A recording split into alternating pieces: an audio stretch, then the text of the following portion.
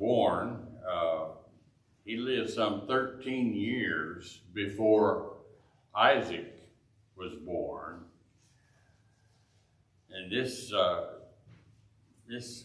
subject of passing of time or aging is really fascinating to keep up with, because periodically in the Bible, every now and then, it drops a hint or just tells you how old somebody was. For example, look at chapter 23, verse 1.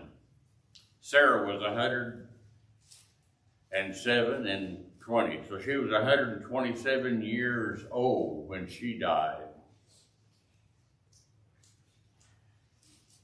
Incidentally, that's the only woman in the Bible that it mentions the year of her death. This is the only one. But back to chapter 21. Abraham and Sarah had this agreement, or it was Sarah's suggestion. Since I can't have children, you need to have a child by my handmaid Hagar, I guess, in order to help God out with the promise that he made. Well, God didn't need her help. But Sarah's idea didn't work out very well. And that's where we are at this time. Let's go to Genesis 21 and verse 9. Sarah saw that Hagar, the Egyptian, which she had borne to Abraham, was mocking, ridiculing, laughing at this day that Isaac was 8 days old. He had just been born. Verse 10, Abraham,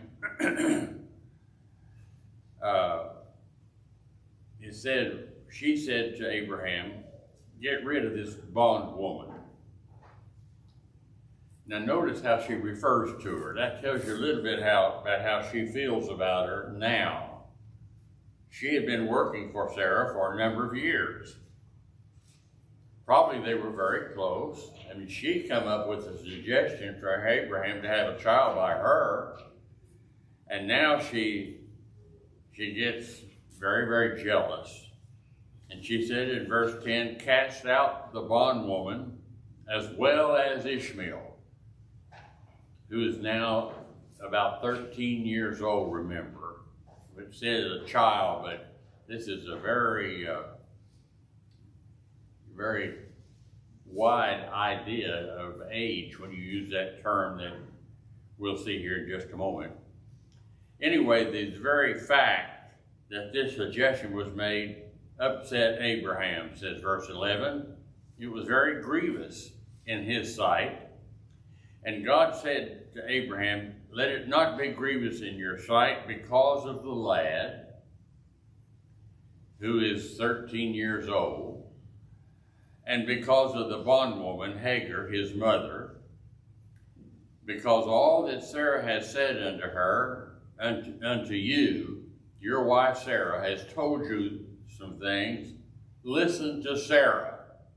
Pay attention to what she's saying, because, and here is a very important part, probably the most important part of this verse, certainly, maybe the chapter.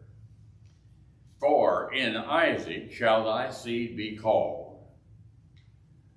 I don't know if he understood the full significance of that or not, but he will shortly. Verses 13, and also of the son of the bondwoman, Ishmael, I will make a nation, because he is your seed. So Abraham rose up in the morning, he took bread and a bottle of water, gave it to Hagar, put it on her shoulder, and she and the child were sent away. She departed into the wilderness of Beersheba.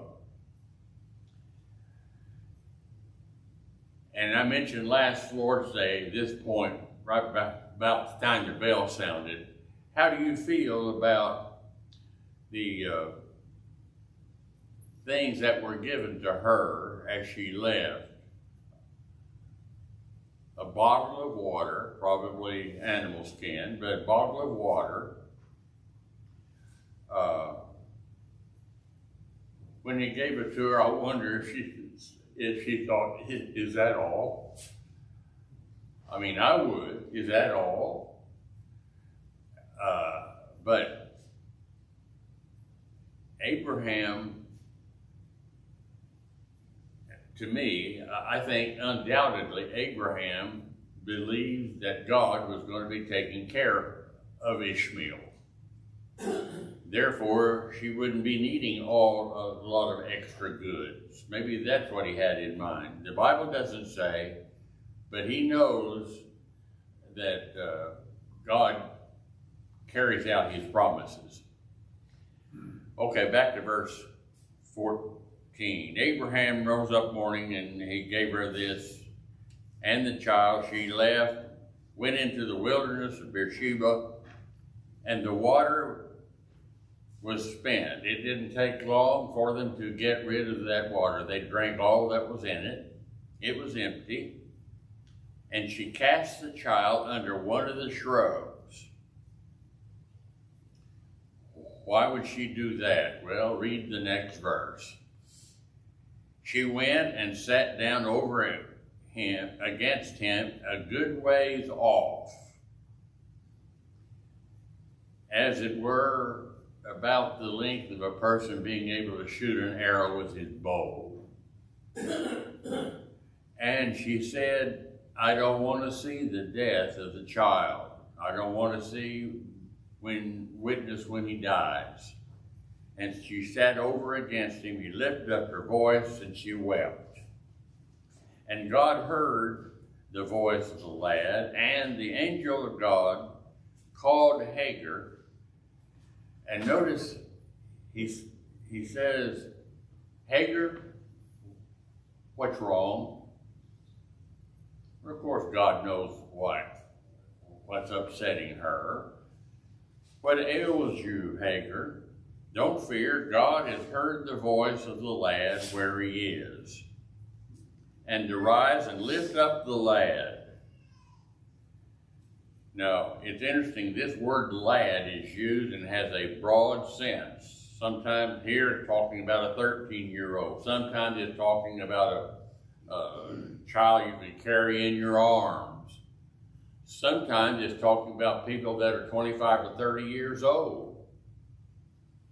I know because it talks about these two boys going with Abraham to sacrifice, supposedly, Isaac, the only child. We'll get to that. But anyway, the same word, the lad, is used in all these places. So it's a broadly understood term.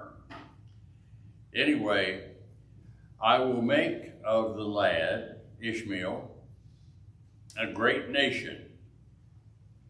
Now that's a promise. What does that tell you? Ishmael is not going to die. He's going to be taken care of. I will make him a great nation. God opened her eyes and she saw a well of water. And she went and filled the bottle with water and gave the lad drink. God was with the lad. He grew. He dwelt in the wilderness. He became an archer. And that's about where we pick up now. A lot of these events, especially from maybe this event has happened, plus what's going to happen here in just a minute with Abimelech. All of that took place, I'll just tell you now, it took place within a 35-year period. I'll show you why in just a moment. But when the Bible says after these things, that doesn't mean 10 minutes later. After these things could well mean 15 or 20 years had passed. Okay, let's go on, pick up now Ishmael. He provided for his mother, the Bible says, that in that last verse. And he was an archer.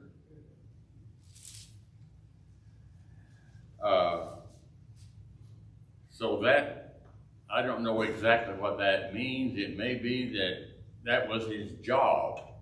He was pretty good at shooting bow and arrow, so he maybe hired out to people to furnish them food, meat, what have you. Anyway, he was an archer. Eventually he married, and he married a woman that his wife selected from where? Back down in Egypt. Now here's another good reason why that God's promise was not going to be fulfilled through Ishmael. Because these people were not godly. And when it came time for Abraham to find a child or a young person for Isaac to marry, he sent a servant a long ways off. We'll pick all this story up in just a little bit. Back to this one though. Ishmael was married, and according to Genesis 25, turn over there just a moment. Genesis 25 and verse 13. I want you to notice something.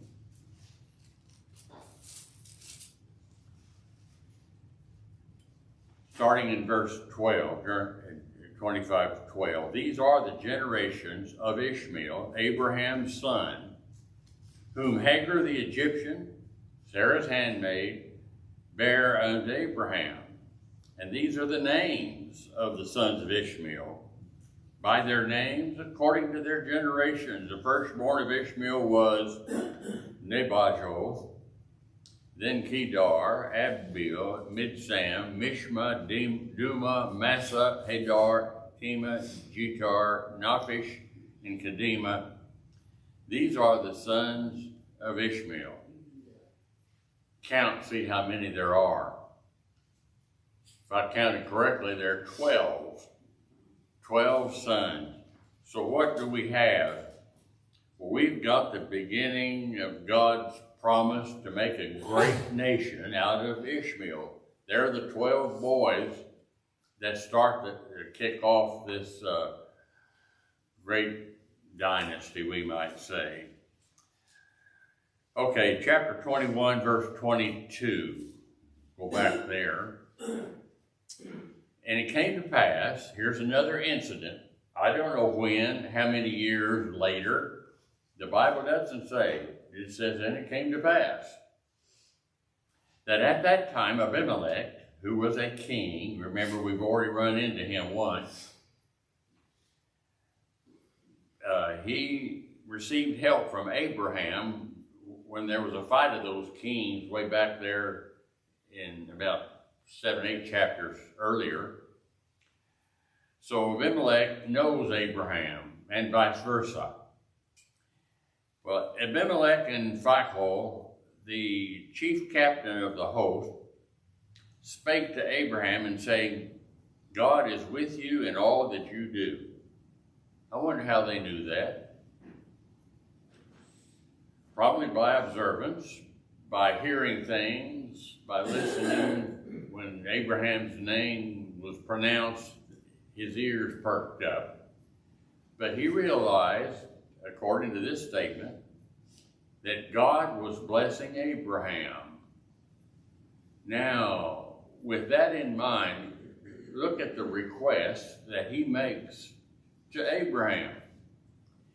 Therefore, since God is blessing you, verse 23, swear unto me now by God that you will not deal falsely with me, nor my son, nor my son's son, my grandchildren, nor according to the kindness that I have done unto you. I treated you fine. This has been my country. I allowed you to stay here and live here, sojourn here for a while. See, the word sojourn is used. So I want you to make this agreement with me. I want you to make a non-aggression pact with me. I treated you kind, so please keep that in mind when you're making your decision. And so he allowed him to stay in the land, so he laid the groundwork for Abraham to appreciate Abimelech. And Abraham was willing to go along with this treaty business, this non-aggression agreement. But there was one problem.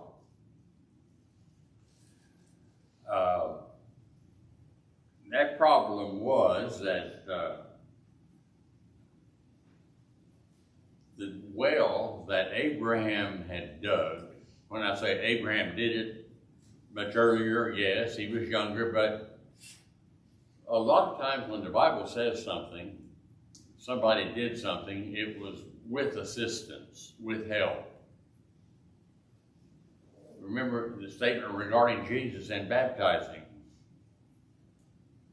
Jesus baptized more than John. Or anyway, he said, but it wasn't Jesus doing it, but it was the followers of Jesus that were baptizing in his name. That's a common idea. We still do that today. It's the fellow who is doing all of the organizing and making the agreements. That's the one that you say he's the one that did it, when his underlings, his helpers, actually did it. But anyway, Abraham had dug this well. Now this well was not in Abimelech's country.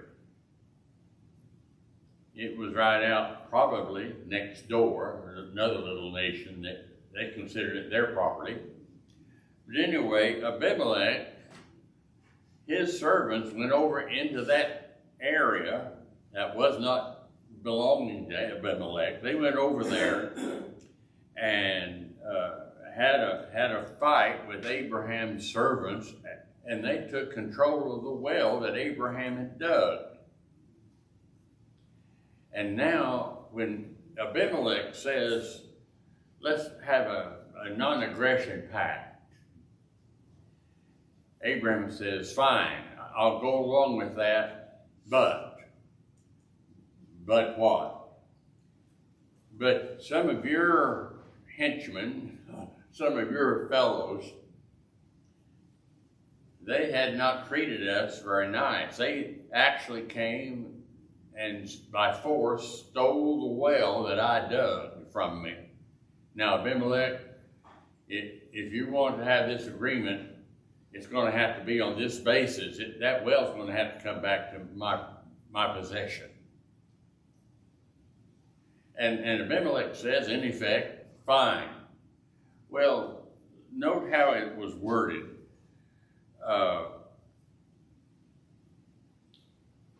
Let's see. Well, verse 25. Genesis 21:25. Abraham reproved.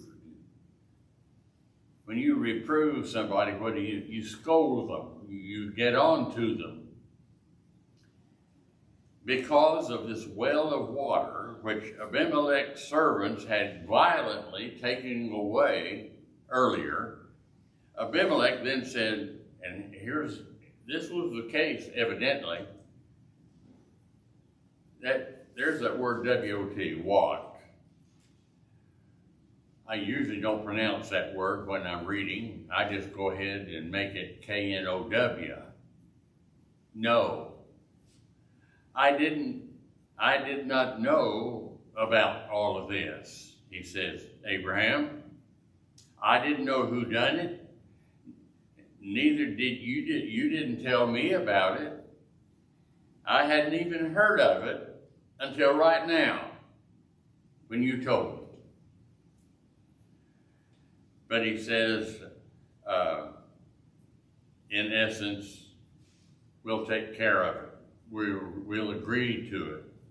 So Abraham took sheep and oxen and gave them to Abimelech, and they made a covenant between them.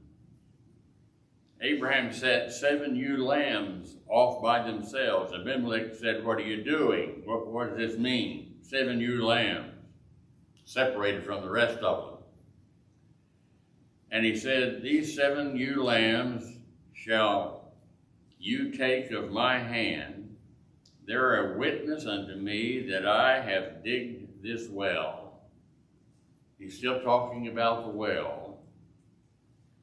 "Wherefore he called that place Beersheba, because there they swear, both of them." I don't know, I assume the name Beersheba probably means something regarding an agreement. But anyway, that's what they did. Verse 32, they made this covenant. Abraham planted a grove. I thought this was interesting too. How in our world today, it's a big deal whenever, there are people who don't want trees cut down. Well, you got to have trees to build houses. But some people seemingly think that we can't eat animals because they have life in them. So you can't destroy trees to make a house. Look what Abraham did. He planted a grove.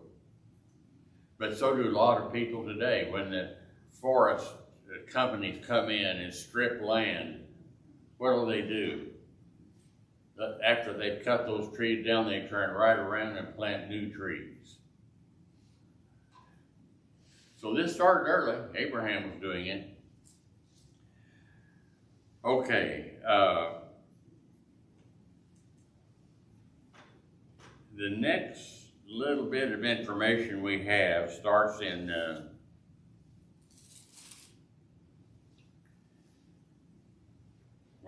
let's see. At this point, Abraham, I said, was making a treaty with Abimelech. And after that, he would come back eventually to the same area of Beersheba. He was going back and forth between these over an extended period of time. But he eventually came back, and according to Genesis 22 and verse 19, it says, Abraham returned unto his young men, and they rose and went together to Beersheba. And Abraham dwelt at Beersheba. 22 verse 19. But notice, for the present time, Abraham went back to where he had been living in the land of the Philistines. Why does he go around like this? Why was he such a sojourner? Because he had a lot of stock, animals.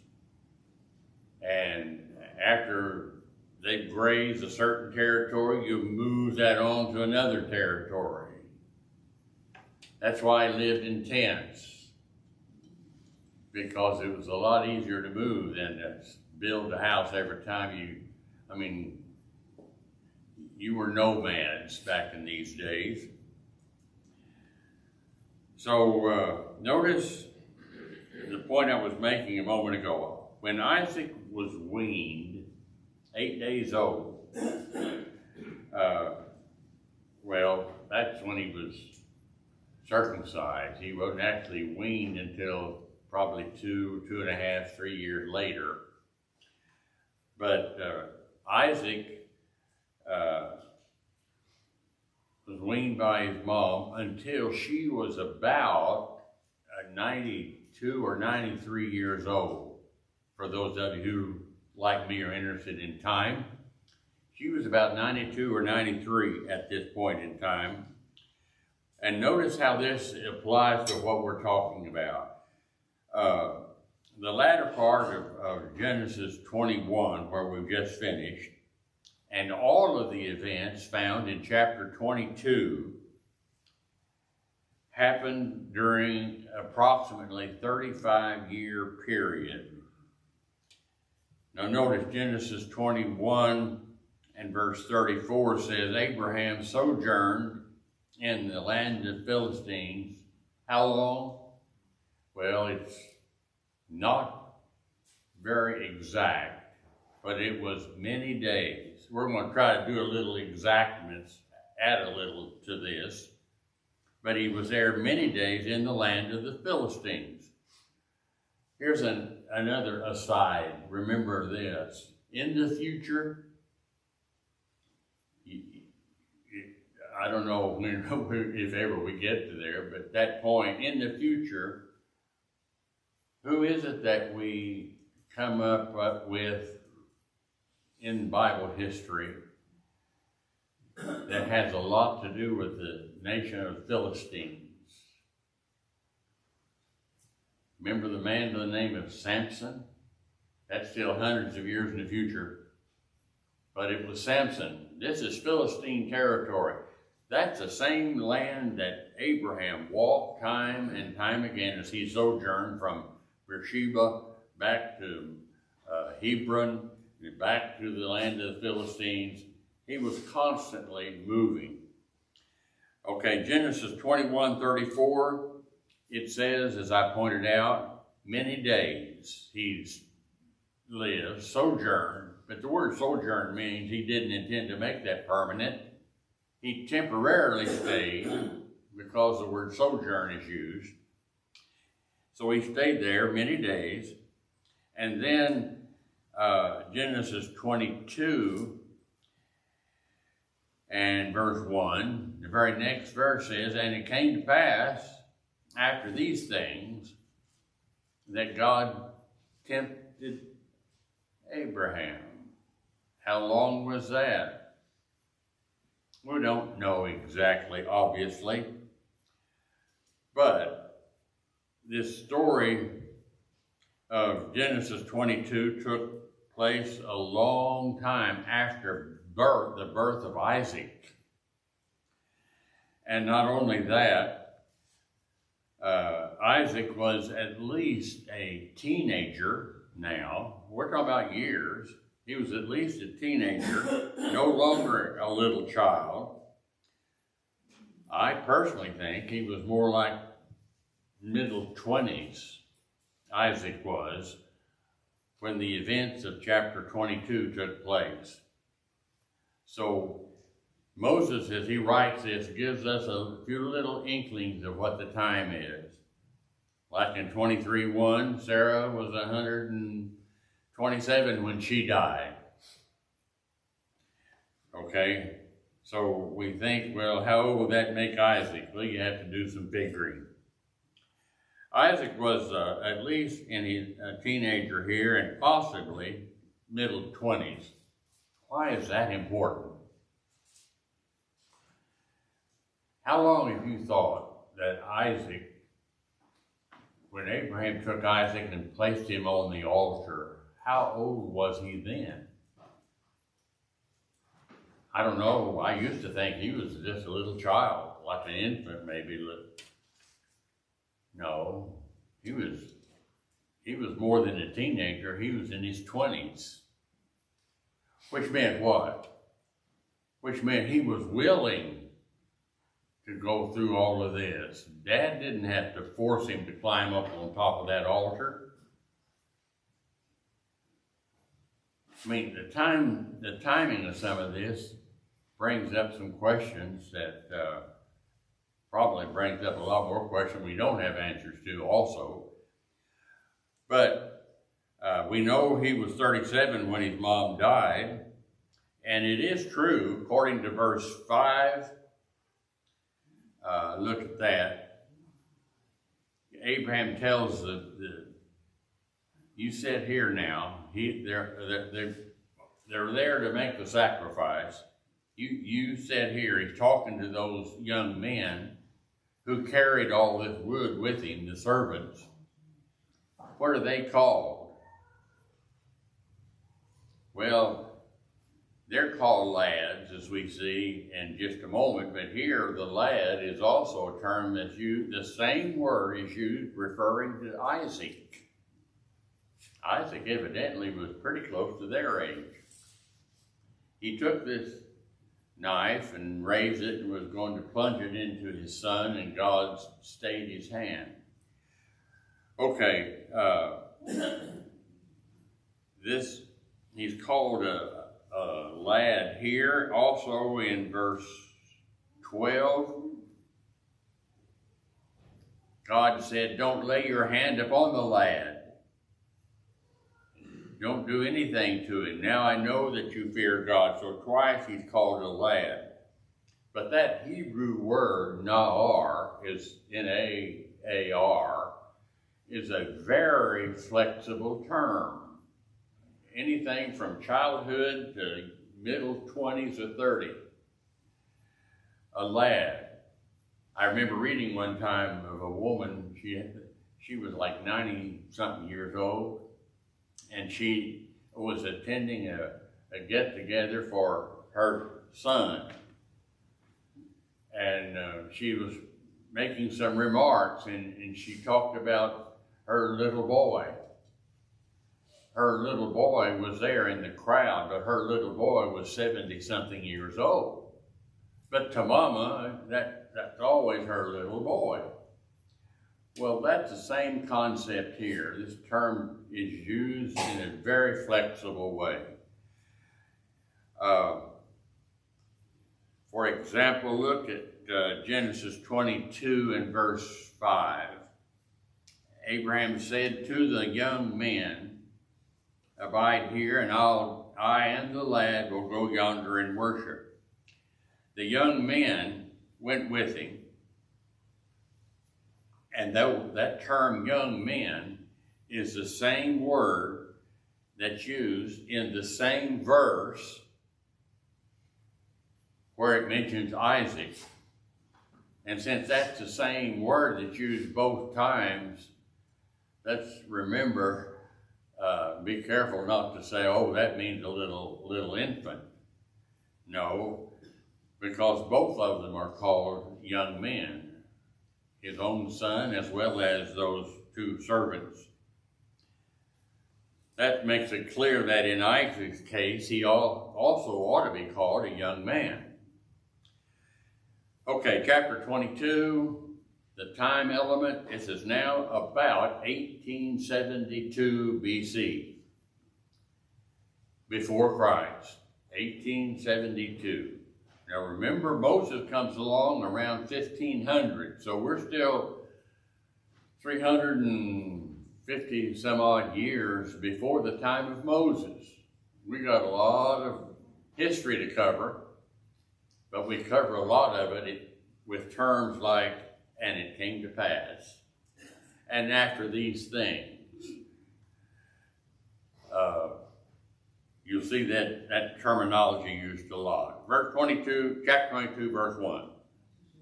It came to pass after these things that God did tempt Abraham. Big point of interest right here. The word tempt does not mean God tempted him to do evil.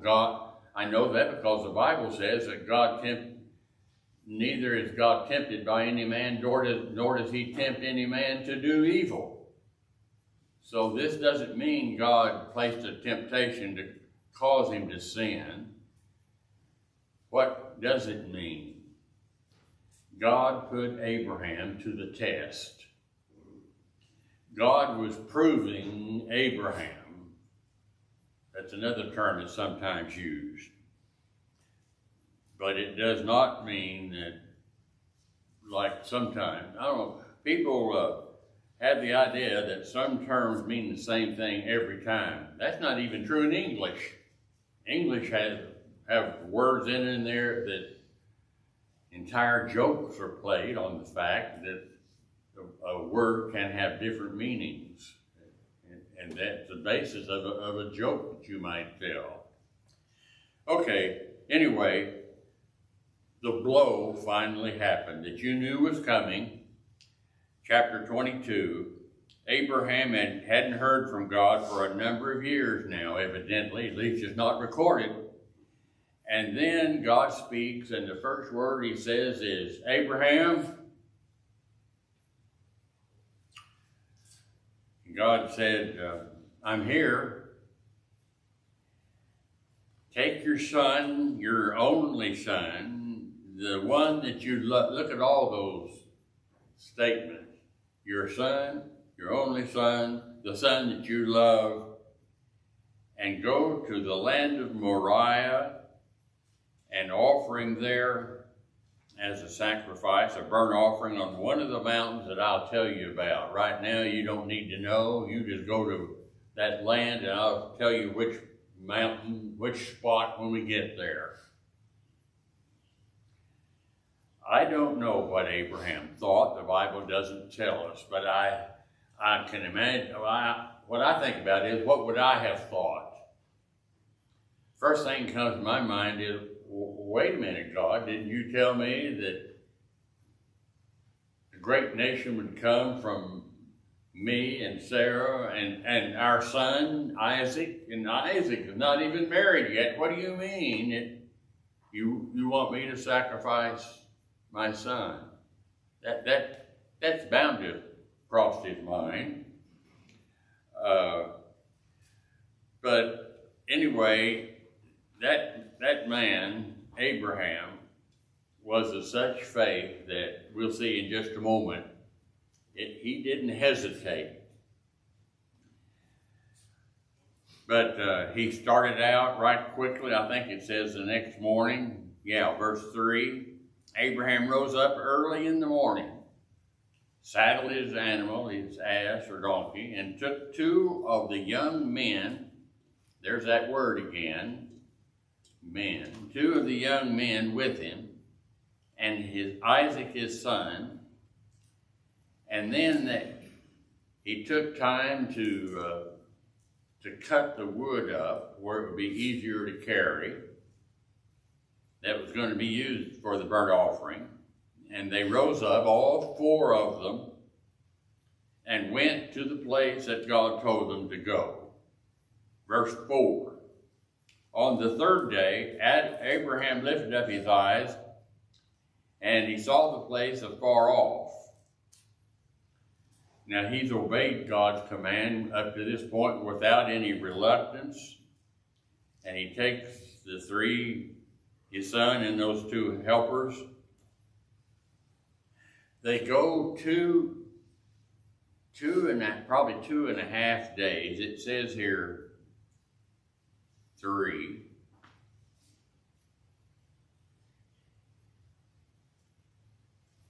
Somewhere.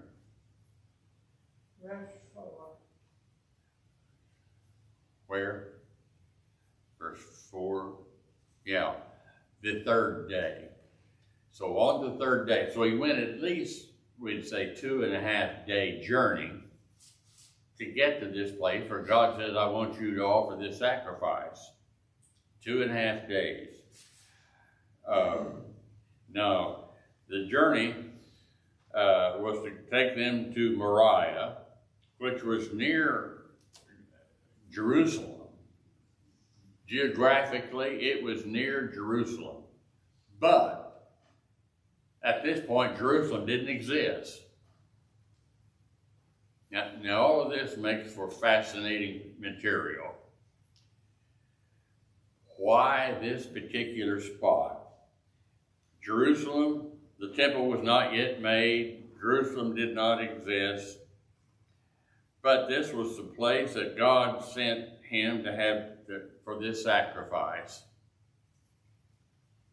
The only reason that we can think of that this was where God chose the sacrifice to be made is, we'll turn to 2 Chronicles. You may want to write this down right here beside verse 5. It was in the land of Moriah. It was near where Jerusalem was going to be. What does 2 Chronicles 3 and verse 1 say? Is anybody already there? It tells us something about what purpose that God chose. This is the place where the future sacrifice of all animals were made, animal sacrifices in the city of Jerusalem. We're talking now about types and shadows. This sacrifice of Isaac would foreshadow all of the sacrifices were made there in that Old Testament. Even under the law of Moses, they made these sacrifices. And then the ultimate sacrifice of Jesus Christ, where did that occur? Jesus was crucified outside the walls of Jerusalem. So possibly, it doesn't say, but possibly this is one reason why God chose this one place. He knew the future, what was going to happen. Okay, comments or questions? Here's more interesting material. Notice the promise of Abraham here speaks volumes, because he told these young men, you two stay here while I and my boy go yonder and worship. The two of us are going up there, you two stay here. And we, both of us, will come back. Did you catch that? Abraham believed that they would both be coming back. He said it. He wasn't lying. He really believed that he and Isaac would both return. That's why he told the young men, you stay here and we'll come back. God told him that Isaac would be a great nation, in whom all were, the future people, all nations are going to be blessed through your seed, Abraham. So what did that mean to Abraham? Well, that means that Isaac is not going to die. And that Abraham knew that Isaac would probably, even if he did die, God was going to raise him from the dead. Isaac would have to be alive. So he learned to trust God so fully that he believed that he would raise him from the dead. How do I know that? Jot it down. Hebrews chapter 11. In Hebrews chapter 11, hundreds of years later now, thousands of years later from this point, here's what the Hebrew writer said. By faith, Abraham, when he was tried, offered up Isaac.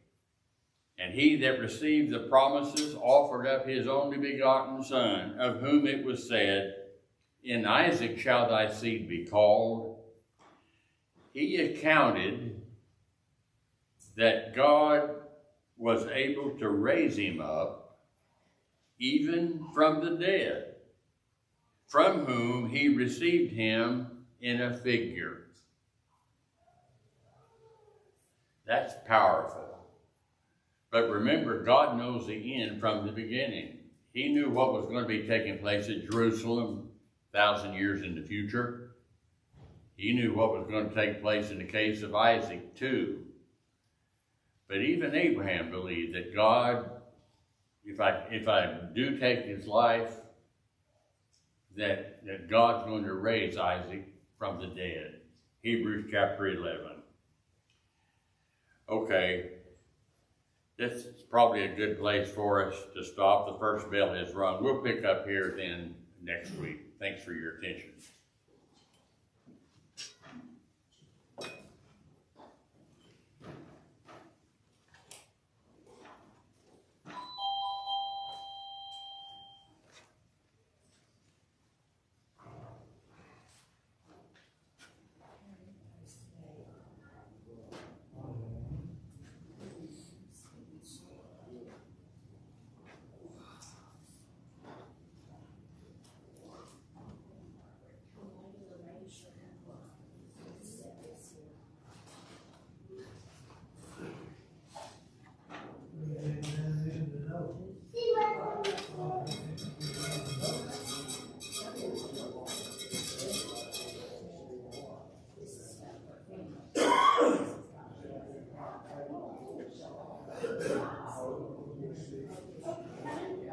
Sorry.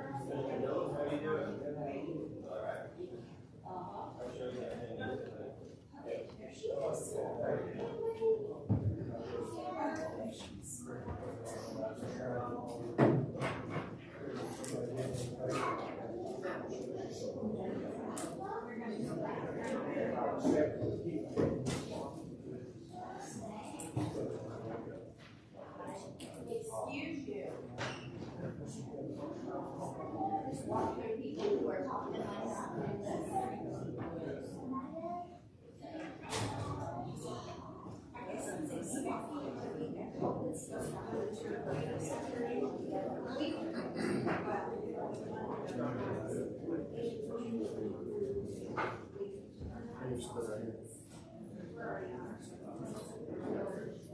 You want to make that bigger? That's the string you see up there. That's nice. You can scroll that down. There, so.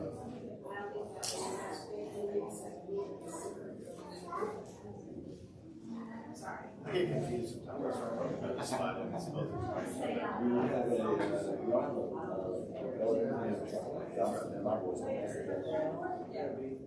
Picks up pretty good flexible. You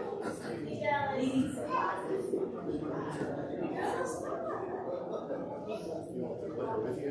No, I'm just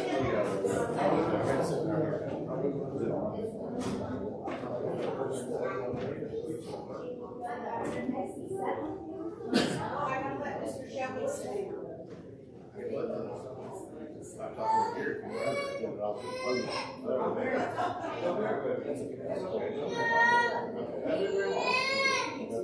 Here, I'll set my pictures.